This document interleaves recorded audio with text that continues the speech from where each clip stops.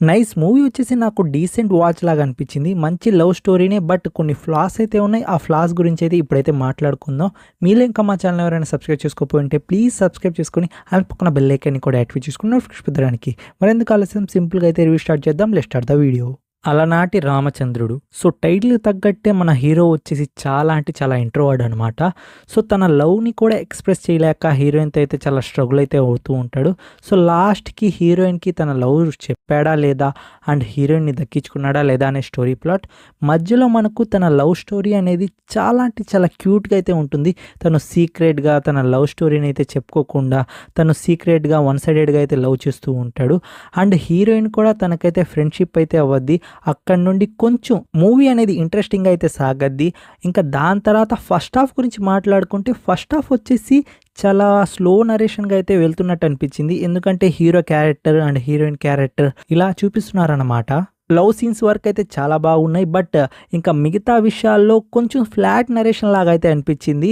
ఇంకా second half కొంచెం bit interesting అయితే అనిపించింది. ఎందుకు ఇంట్రెస్టింగ్గా అనిపించింది అంటే మనకు ఒక పాయింట్ వచ్చిన తర్వాత ఒక ట్రూత్ అయితే రివీల్ అవ్వద్ది.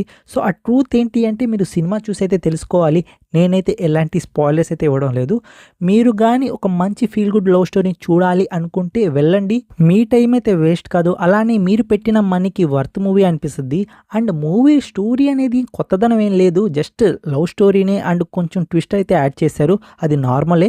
బట్ మూవీలో కొన్ని లవ్ మూమెంట్స్ అయితే ఉంటాయి. ఆ లవ్ మూమెంట్స్ ఏంటి అంటే చాలా న్యాచురల్గా మనకు మూవీ మొత్తం కనెక్ట్ అయ్యే విధంగా అయితే ఉంటుంది.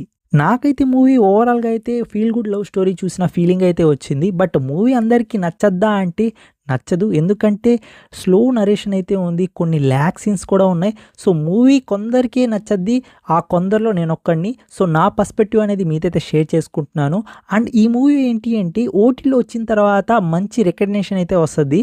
ఎందుకంటే ఓటీటీలో మనం ఎలాంటి మనీ పెట్టము, సో ఫ్రీగా చూస్తాం కాబట్టి అరే మంచి మూవీనే మంచి లవ్ స్టోరీనే అనిపిస్తుంది. ఇంకా ఈ మూవీ పాజిటివ్ అండ్ నెగిటివ్ వచ్చేసి ఫటాఫట్గా అయితే మాట్లాడేసుకుందాం. పాజిటివ్ నెంబర్ 1 ఏంటి అంటే హీరో క్యారెక్టరైజేషన్ అనేది చాలా బాగుంది. ఒక ఇంట్రోవర్డ్గా ఎవరితో తన ఫీలింగ్స్ షేర్ చేసుకునే విధంగా అండ్ వన్ సైడెడ్ లవ్గా అయితే లవ్ చేస్తూ ఉంటాడు హీరోయిన్ వచ్చేసి. ఈ క్యారెక్టర్ అనేది చాలా బాగుంది. ఒక మంచి ఫీల్ గుడ్ లవ్ స్టోరీని చూడాలన్నప్పుడు ఇలాంటి క్యారెక్టర్ వచ్చేసి మనకు ఈజీగా అయితే కనెక్ట్ అయిపోతారు. మూవీలో ఇంకో పాజిటివ్ ఏంటి అంటే feel good love story moments అనేవి అయితే ఉన్నాయి మూవీలో. సో అవైతే మీకైతే ఖచ్చితంగా అయితే డిసప్పాయింట్ అయితే చేయవు. ఇంకో పాజిటివ్ ఏంటి అంటే మ్యూజిక్ వచ్చేసి చాలా బాగుంది ఫ్రెండ్స్.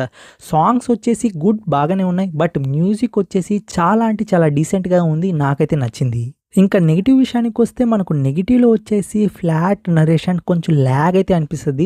అండ్ మూవీలో ఇంకో నెగిటివ్ ఏంటి అంటే మీరు ప్రిడిక్ట్ చేసేస్తారు ఇది అవ్వద్రా అని.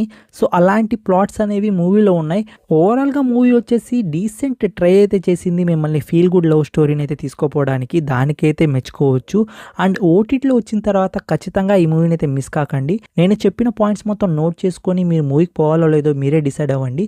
సో మూవీ వచ్చేసి నాకు వచ్చేసి ఫీల్ గుడ్ లవ్ స్టోరీ లాగా అయితే అనిపించింది. అండ్ ఈ మూవీకి నా రేటింగ్ వచ్చేసి 6.3 అయితే ఇస్తాను అవుట్ ఆఫ్ 10కి. ఈ వీడియోకి అయితే ఇంతే ఫ్రెండ్స్. నెక్స్ట్ రివ్యూతో అయితే కలుస్తాను. Take care, bye bye, see in the next video friends.